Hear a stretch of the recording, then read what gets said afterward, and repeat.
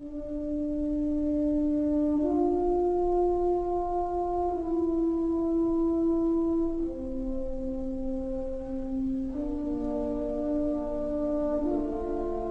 each passing month, our country's faced increasingly difficult times. But everywhere I go, despite the economic crisis and war and uncertainty about tomorrow, I still see optimism and hope and strength. We've seen over the last 8 years how decisions by a president can have a profound effect on the course of history and on American lives. But much that's wrong in our country goes back even farther than that. We've been talking about the same problems for decades, and nothing is ever done to solve them. This election's a defining moment, the chance for our leaders to meet the demands of these challenging times and keep faith with our people. For the past 20 months, I've traveled the length of this country, and Michelle and I have met so many Americans who are looking for real and lasting change that makes a difference in their lives. Their stories are American stories, stories that reflect the state of our union. I'd like to introduce you to some of those people tonight. I'll also lay out in specific detail what I'll do as president to restore the long-term health of our economy and our middle class, and how I'll make the decisions to get us there. What struck me most about these stories you'll see tonight is not just the challenges these Americans face, but also their resolve to change this country.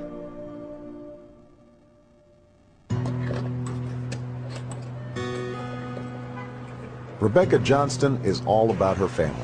Brian, me, Nathan, Marley, Ethan, Gabriella, Tallulah, and Jake. The thing I love about being a mom is just that how amazing it is that everything that you do shapes who they are. Okay. That's like molding putty in your hands, and you just want to make sure you do the right thing every day. And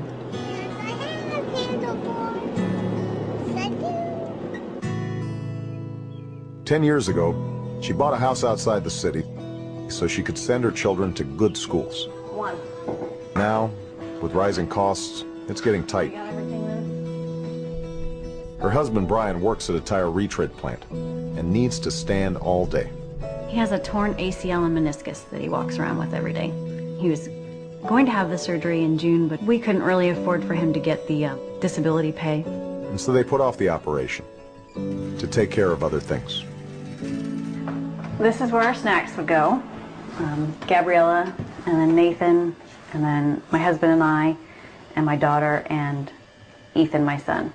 If they know that this is it for them for the whole week, then they will make it last longer. I think everybody feels the same way, that they'd like to see an end in sight to all the worry and the chaos of everyday living, trying to make ends meet. Okay, how much are we bringing in this week? How much is the car payment? Hold him, Ethan, hold him! When roughly can we pay this bill?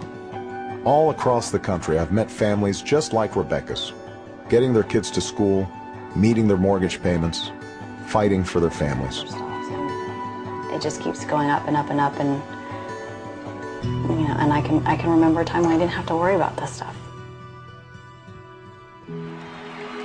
We measure the strength of our economy not by the number of billionaires we have or the profits of the Fortune 500, but by whether someone with a good idea can take a risk and start a new business, or whether the waitress who lives on tips can take a day off and look after a sick kid without losing her job.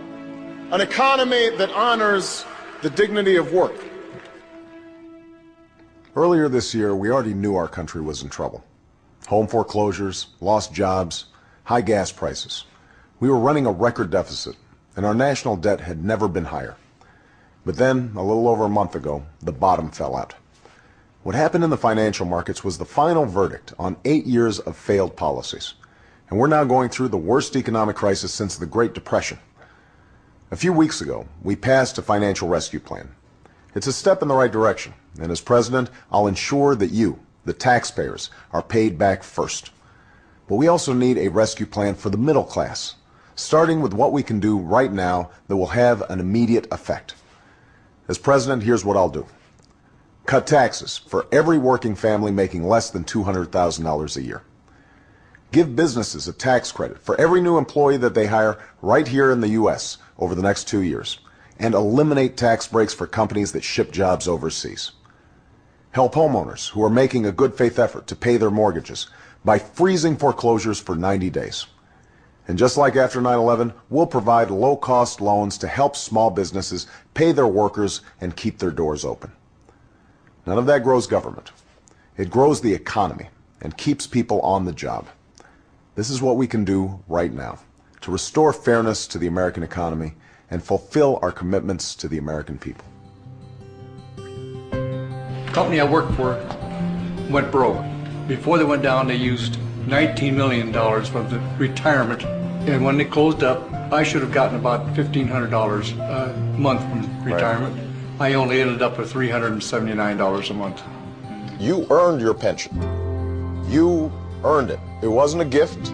You gave up wages so that money could be set aside for your retirement. Time and time again, what we're seeing is companies who owe their workers retirements, pensions, shedding those obligations. When you make a commitment to workers at a company, those aren't idle promises. Those are promises that should have the force of law. Thank you. Americans, they don't expect government to solve all their problems. They're not looking for a handout. If they're able and willing to work, they should be able to find a job that pays a living wage. They should be able to retire with some dignity and some respect. Think of this. Barack Obama is going to be a Democrat in the presidency who actually cuts taxes. But he's going to cut taxes for the people who really need a tax cut. He's going to cut taxes for the struggling families. And he's going to do that while holding accountable those companies that take advantage of tax breaks in order to send jobs offshore and to other countries. I don't know if it's that common sense Midwestern way of getting things done, but Barack Obama has Kansas roots, and he really has a plan to put us back on track and help us move forward. The challenges before us now are big. What we need are big solutions and big thinking. And Barack Obama is a problem solver who thinks big. It's a once-in-a-generation kind of leadership, and that's what Barack is offering us.